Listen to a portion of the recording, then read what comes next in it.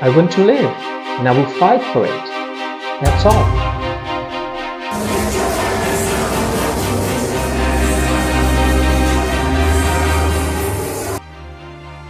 Well, after telling my family, I texted my students in our WhatsApp group. I wanted them to be the first ones to know, and after that I posted on my Instagram. I made a video and shared on my stories. I'd like to be shooting this story with the joy and fun that I usually like to post. Unfortunately, right now is rather sad and full of uncertainties. And I'm still here, speaking English as I always do, because I didn't want it to be different from the usual posts. However, this time for a dreadful news. I hereby would like to let you guys know that this Tuesday afternoon I got the worst news one could get. I've been diagnosed with a malignant stomach cancer. Therefore, from now on, I start a battle with my thoughts, feelings, and hoping for healing. And I count on you for good thoughts, prayings, wherever your religion is, because all I need from today is strength and faith. Upon sharing it on my Instagram, people started sending me messages, one after another, without stopping. Suddenly, they began sharing the online fundraiser I had created. Everything started gaining significant traction.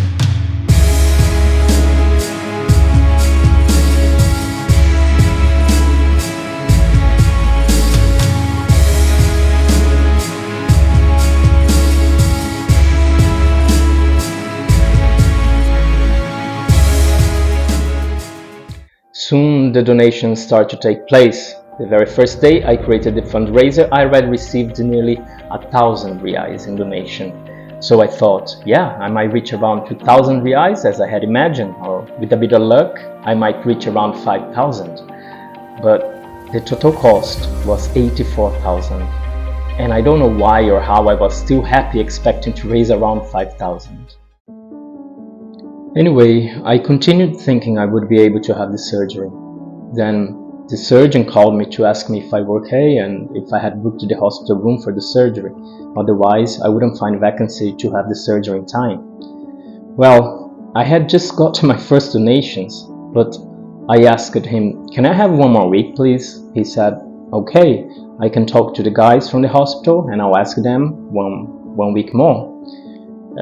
We'll leave you in the queue, but you have to pay in 1 week in order to have the room booked."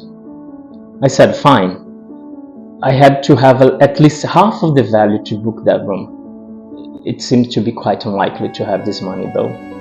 And for a moment, my parents and I were even considering to look for the public services, although it could be very slow and I'd be in risk to have no more time for the surgery.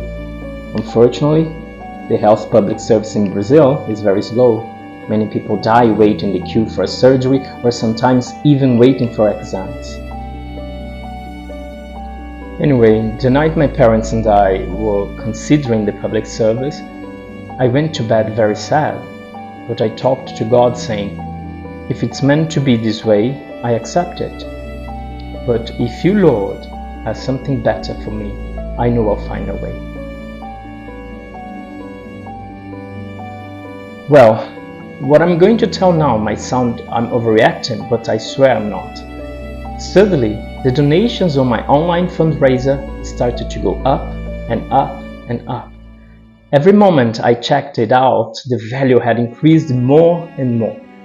And I cried every time I looked, because I couldn't even believe that. To sum up, in 1 more week, I reached to 5,000 reais. And I had half the amount I needed to pay the hospital in order to have the room booked. And the surgery was finally set up for the 17th of May 2024. The surgeon said I could pay him and his team 1 week before the surgery.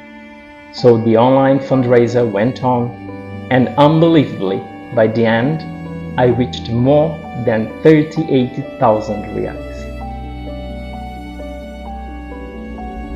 Of course that it was still half of the amount I needed for the total expenses.